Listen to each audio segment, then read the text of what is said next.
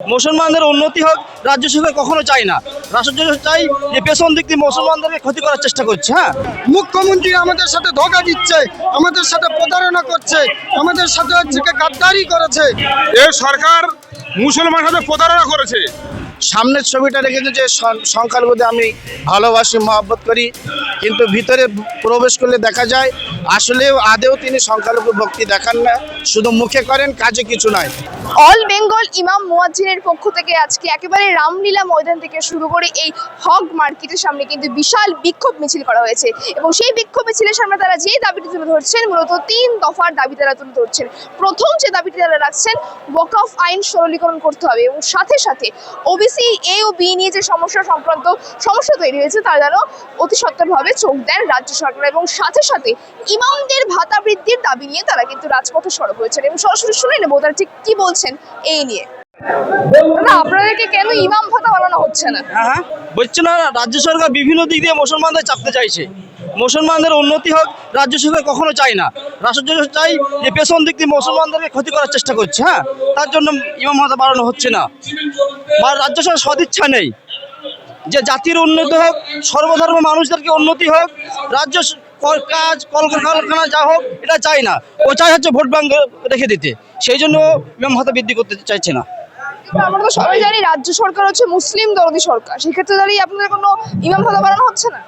মুসলিম দরদ না, নামে মুসলিম দরদের, মুসলিমদের মাথায় মানে কাঁঠাল রেখে কস্তুলে খাওয়া সরকার। মুসলিমদের পরিচিত উন্নয়ন করবে এর কোনো সদিচ্ছা নেই। সেক্ষেত্রে দাঁড়িয়ে মুখ্যমন্ত্রী বলছেন যে ওয়াকফ নিয়ে এখানে কোনো আন্দোলন তিনি করতে দেবেন না। সরকার আন্দোলন করতে দেবে না বলেছিলেন, কিন্তু মুসলমানরা আবার এই সরকারের বিরুদ্ধে ওয়াকফ নিয়ে মাঠে নেমে পড়েছে। এরপরে আটকাতে আর পারবে না, এই আন্দোলন চলতেই থাকবে। ওয়াকফ বিলের বিরোধিতা কেন করছেন? ওয়াকফ বিলের বিরুদ্ধে যেমন ওবিসি সংরক্ষণ, তেমন ইমাম ভাতা বৃদ্ধি এবং রাজ্যের সর্বতর মানুষদের উপকার বা উন্নতি হোক, সমস্ত দাবি নিয়ে আমরা আজকে এই মিছিল করছি। ওয়াকফ আন্দোলনের জন্য, ইমাম ভাতারের বেতন বাড়ানোর জন্য।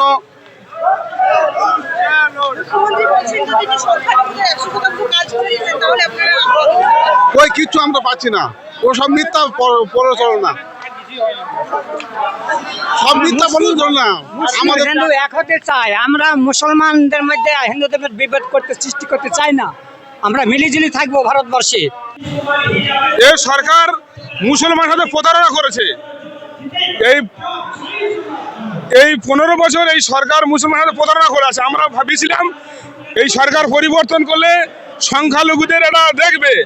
সাচার কমিটির রিপোর্ট অনুযায়ী আমরা 2006-এর পরে আমরা দেখেছি যে সিপিএম সরকার মুসলমানদের সমস্ত দিকে নেমিয়ে দিয়েছিল। তো সেই সরকারকে পরিবর্তন করার পরে আমরা এই সরকারকে এনেছিলাম, আমাদের সাপোর্টে এই সরকার গঠন হয়েছে, আমরা নিশ্চিত জানি। তো আমরা চাই এই সরকার সংখ্যালঘু উন্নয়ন দিকে মন দুক। আর মাত্র কয়েক মাস আছে, তাদের সংখ্যালঘু প্রতিনিধি আমরা ইমাম দেখে বলি, এখন সব ইমাম এসছে প্রত্যেকটা মসজিদে, সংখ্যালঘু মসজিদে, সমস্ত মসজিদে ইমামতি করে। এই সময় ইমামতিগুলো এক কণ্ঠে যদি বলে, সরকারের বিরুদ্ধে কিছু বলে থাকে, তো আশা করি মানুষ শুনবে। সেটা সরকার সেটা দেখুক, বুঝুক যে সংখ্যালঘুর সঙ্গে সরকার কীভাবে প্রতারণা করছে। মমতা ব্যানার্জি প্রকাশ্যে বললো যে ওয়াকফ আমি দেখে নেবো, আর মাঝে উনি বলতে ওরা তো দিল্লি সরকার ওরা আইন করছে, আমি কি করবো এরকম বললেন। তাহলে এই দ্বিচারিতা কেন বললেন? আমার থেকে সংখ্যালঘু ওয়াকফ বোর্ডের ব্যাপারে আমার থেকে যদি কেউ প্রতিবাদ করে, আমার থেকে খারাপ কেউ হবে না। তাহলে এই সরকার তারপরে আমাদের উমিদ পোর্টালের ব্যাপারে আমাদের কি করলেন? উমিদ পোর্টালের ব্যাপারে আমাদের নাম নথিভুক্ত করে কত বিপদ সামনে এসে গেছে। এই জন্য এই মানুষ আজ পথে লেগেছে, প্রত্যেকটা ইমাম পথে লেগেছে। দেখেন, ইমাম ভাতা বৃদ্ধি করা হচ্ছে, ইমাম ভাতা তো আমাদের বৃদ্ধি করা হচ্ছে না, সরকার বুঝবে সেটা, ঠিক আছে। এই বর্তমান সময়ের মূল্য অনুযায়ী একটা ইমামকে মাত্র 3000 টাকা ভাতা দেয়। এটা আশা করি আমরা 10,000 থেকে 15,000 করতে হবে, মুয়াজ্জিনদের 5,000 করতে হবে। এটা আমাদের দাবি। আর সরকার বুঝে নেবে এরপরে কি হয়। 2026 আসছে, সরকার জনগণ তার দেবে। সংখ্যালঘুদের কি শুধুমাত্র তাহলে ভোট ব্যাংকের জন্য ব্যবহার করা হচ্ছে? সেটা তো আমরা দেখছি, সেটা দেখছি। আমাদের ইমাম ভাতা আমাদের ইমাম ভাতা আজ পর্যন্ত দেশ স্বাধীন হওয়ার পর থেকে ইমাম মুয়াজ্জিনকে ন্যূনতম কেউ মর্যাদা দেয়নি। যতটা পেরেছে মমতা বন্দ্যোপাধ্যায় দিয়েছে, এটা আমরা অত্যন্ত গর্বিত। তারপরে বাধ্যতা কিছু কারণের জন্য হয়তো দিদি আমাদের প্রতি দৃষ্টি আকর্ষণ করতে পারে নাই। আমরা দিদির সঙ্গে আছি নিঃসন্দেহে। নাম্বার 2, এই নাই দেখি রাবণের সাগর ঝাঁপানো সহ্য হবে, কিন্তু বাঁদরের দাঁত খেচানি সহ্য হবে না। এই জন্যেই আমরা সংবিধান বাঁচানোর রক্ষার্থে মিলেমিশে হিন্দু, মুসলমান, শিখ, ইসাই একসঙ্গে থাকার জন্য আমাদের এই সংগ্রাম, এই পথসভা। এই যে আপনারা আজ এখানে এসেছেন, মিছিল করছেন, এবং সেক্ষেত্রে আপনারা কি কি দাবি রাখছেন? আমাদের 1 নম্বর দাবি হচ্ছে ওয়াকফ বল আমরা মানছি না, মানবো না। 2 নম্বর দাবি হচ্ছে আমাদের ইমাম ভাতা বৃদ্ধি করতে হবে, তারই জনসভা। এই সবাই যে বলে মুখ্যমন্ত্রী নাকি মুসলিম দরদি, তাহলে আপনাদেরকে কেন এভাবে ইমাম ভাতা বৃদ্ধি করা হচ্ছে?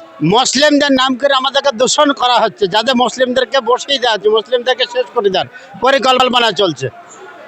আমরা চাই আমাদের সম্পত্তি আমাদের ফেরত দেওয়া হোক। আমরা আজকের এই জনসমাবেশের প্রতি এটাই জানতে চাই যে এটা আমাদের ধর্মীয় অধিকার, আমাদের ওয়াকফ সম্পদ। তাই আমরা সারা দেশ জুড়ে আন্দোলন করতে চাই। কোনো একজন রাজ্যের মুখ্যমন্ত্রী নিষেধ করবে না, আমরা থেমে যাবো এমনটা নয়। আমাদের প্রতিবাদ জারি থাকবে যতক্ষণ পর্যন্ত এই ওয়াকফ আইন বাতিল না করা হচ্ছে বা অমৃত পোর্টালের নিয়মকানুনগুলো সহজ সরল না করা হচ্ছে। আমরা বাতিলের দাবি তুলছেন কেন? ওয়াকফ আইন বাতিলের দাবি এই জন্যই করছি, যেখানে আমাদের ধর্মীয় একটি অধিকার, সেখানে সরকার হস্তক্ষেপ করে আমাদের সেই ধর্মীয় অধিকারকে ক্ষুণ্ণ করতে চাইছে। এই জন্যে আমাদের নিজের ধর্মীয় অধিকার আমরা আমাদের সমস্যাকে মিটিয়ে সরকারের কাছে তুলতে চাই, কিন্তু এখানে সরকারি হস্তক্ষেপকে আমরা মানতে চাইব না। ইমাম ভাতা কেন বৃদ্ধি করানো হচ্ছে? বর্তমান বাজার নিরপেক্ষে বর্তমান আমাদের পশ্চিমবঙ্গের রাজ্য সরকার যে ভাতা নির্ধারণ করেছেন, তাতে করে 1 মাসের চাউল কেনা কষ্টকর।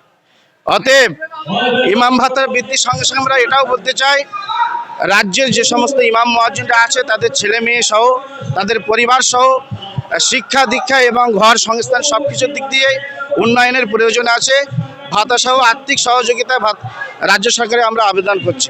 আমরা জানি সংখ্যালঘুদের জন্য সবসময় কাজ করে আসেন মুখ্যমন্ত্রী, সেই জায়গায় দাঁড়িয়ে সংখ্যালঘুরাই আজকে রাজপথে নামতে হচ্ছে ভাতা বৃদ্ধির দাবি।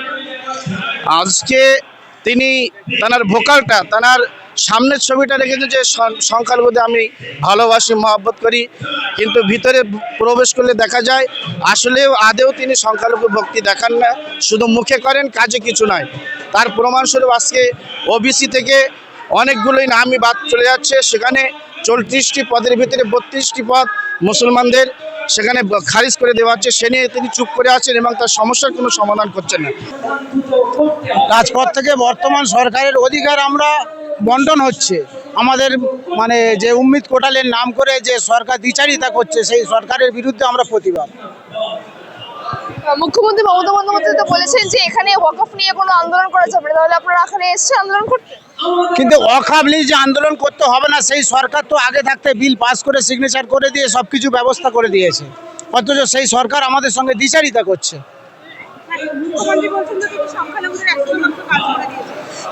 মুখ্যমন্ত্রী যে বলছে একদম সম্পূর্ণ ভুল বলছে।